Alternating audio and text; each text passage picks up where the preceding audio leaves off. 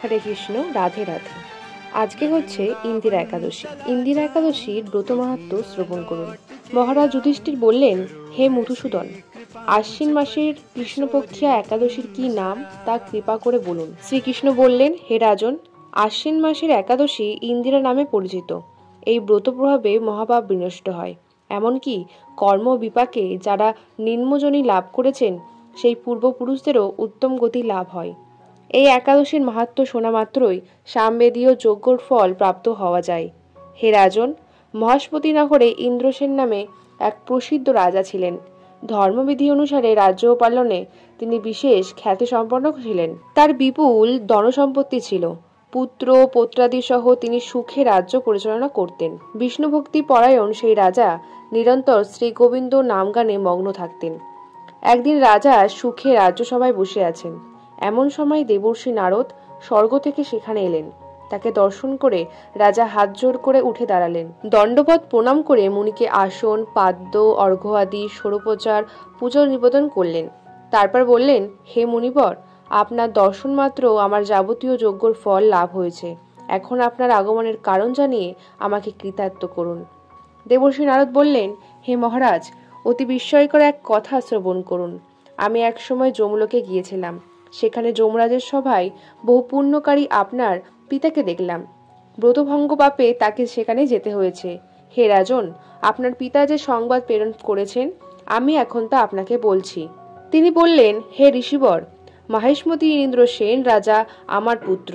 তাকে বলবেন যে আমি বহু পুণ্য অনুষ্ঠান করলেও কোনো কারণবশত যমালয়ে আসতে বাধ্য হয়েছি। আপনি কৃপা করে তাকে সর্বপাপকনাশক ইন্দিরা একাদশী ব্রত পালন করতে বলবেন। সেই ব্রত প্রভাবে আমি নিষ্পাপ হয়ে স্বর্গলোকে যেতে সমর্থ হব। এই কথা জানাবার জন্যই আমার আগমন। হে রাজন, আপনার পিতার মঙ্গল বিধানে আপনি যথাবিধি ইন্দিরা ব্রত পালন করুন। রাজা জিজ্ঞাসা করলেন, হে দেবর্ষি, সেই ইন্দিরা ব্রতের বিধি কি?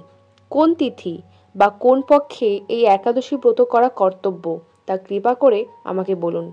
দেবর্ষি উত্তর দিলেন, হে মহারাজ, আশ্বিন মাসের কৃষ্ণপক্ষে দশমীর দিন শ্রদ্ধা সহকারে প্রাতঃ স্নান করবেন, মধ্যাহ্নে ভক্তিভাবাপন্ন হয়ে পুনরায় স্নান করবেন এবং রাত্রিকালে ভূমিতে শয়ন করবেন। পরের দিন একাদশীতে প্রাতঃকৃত্যাদি সম্পন্ন করে নিরাহারে থাকবেন।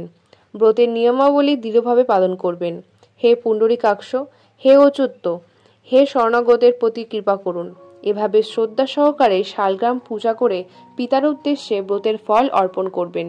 দ্বাদশীর দিন সকালে ভক্তিভরে শ্রী গোবিন্দর পূজা করে ব্রাহ্মণ ভোজন করিয়ে অবশেষে নিজে মহাপ্রসাদ গ্রহণ করবেন। হে রাজন, বিধি অনুসারে শ্রীহরি এবং ভক্তদের অর্চন করলে আপনার প্রীতবর্গ মুক্তিলাভ করে শীঘ্রই বৈকুণ্ঠে গমন করবেন। রাজাকে এই উপদেশ দিয়ে দেবর্ষি নারদ প্রস্থান করলেন।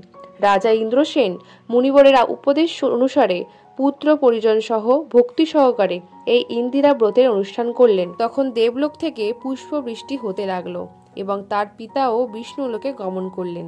তারপর রাজা ইন্দ্রসেন নিজ পুত্রকে রাজ্যভার অর্পণ করে নিজেও বিষ্ণুলোকে ফিরে গেলেন। এই ইন্দিরা একাদশীর মাহাত্ম্য পাঠে ও শ্রবণে মানুষ সকল পাপ মুক্ত হয়ে বিষ্ণুলোক প্রাপ্ত হয়। সকল একাদশী পালন করুন এবং ব্রত মাহাত্ম্য শ্রবণ করুন।